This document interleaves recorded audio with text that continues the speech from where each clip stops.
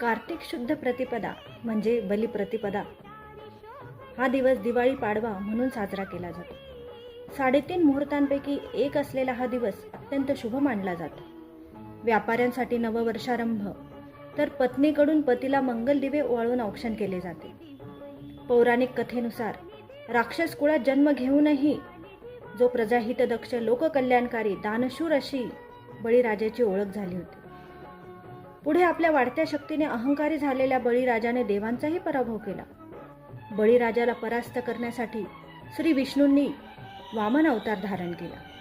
बटू वेशात ते बळीराजासमोर आले आणि 3 पावले भूमी मागितली. वचनाला जागण्यासाठी बळीराजाने भूमी देण्याची तयारी दाखवली. त्यावेळेस विष्णूंनी प्रचंड रूप धारण केले.